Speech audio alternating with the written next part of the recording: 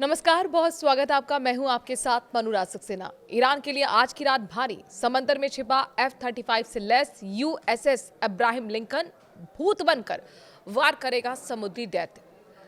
America Iran के बीच तनाव इस वक्त चरम पर है। पहले तो ईरान में चल रहे विरोध प्रदर्शनों ने दोनों देशों के बीच रिश्ते खराब कर रखे थे। एक वक्त में तो ऐसा लगा था कि अमेरिकी सेना किसी भी वक्त ईरान में घुस जाएगी।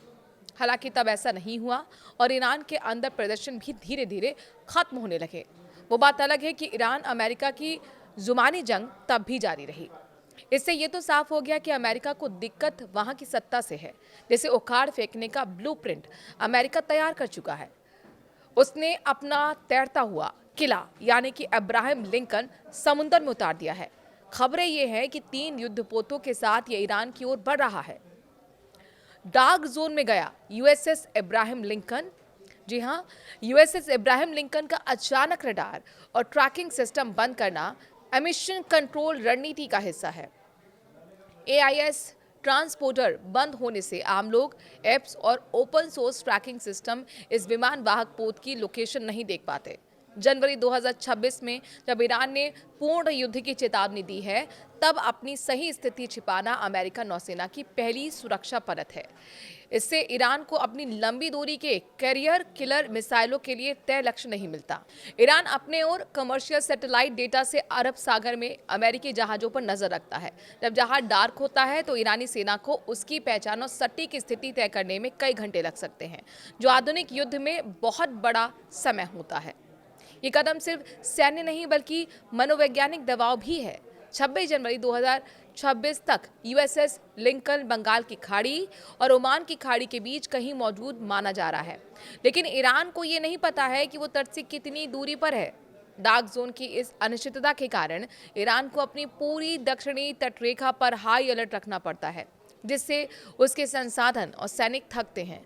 ये बताता है कि अमेरिकी जहाज दूर भी हो सकता है और बहुत पास से हमला करने की स्थिति में भी। इतिहास बताता है कि अमेरिका किसी बड़े सैन्य अभियान से पहले अपने विमान वाहक युद्धपोतों को साइलेंट मोड पर डाल देता है।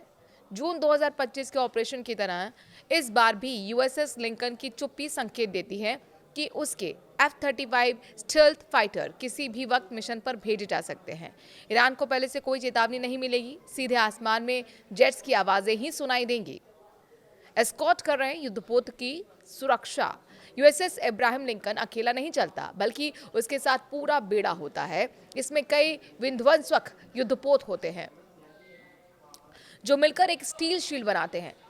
जब मुख्य जहाज डार्क होता है तो पूरा स्ट्राइक ग्रुप भी इलेक्ट्रॉनिक साइलेंस में चला जाता है। ऐसे में दुश्मन की नावों और पनडुब्बियों के लिए हमला करना कठिन हो जाता है। बाहरी नहीं, electronic warfare. USS Ibrahim Lincoln की ताकत सिर्फ मिसाइलों तक सीमित नहीं है। उसके EA-18G ग्राउलर विमान नेक्स्ट जनरेशन जैमर से लैस हैं, जो ईरान के रडार और संचार सिस्टम को भ्रमित या फिर निष्क्रिय कर सकते हैं। इससे किसी शहर या फिर इलाके में पूरा इलेक्ट्रॉनिक ब्लैकआउट किया जा सकता है, जिससे ईरानी सेना ना तो लक्ष्य साध पाती है और ना ही आपस में सही से संपर्क कर पाती है। यूएसएस इब्राहिम लिंकन एक खुद में पूर्ण युद्ध मशीन है। तेल और हथियारों की आपूर्ति समुद्र में ही हो जाती है, जिससे इसे पाकिस्तान या फिर ओमान जैसे देशों की इजाज़त की जरूरत नहीं पड़ती। जनवरी 2026 में इसने खुले समुद्र में ही बड़ी मात्रा में ईंधन और हथियार हासिल किए। इसका मतलब है कि तैरता हुआ किला लंबे समय तक समुद्र में रहकर ईरान पर दबाव बनाए रख सकता है।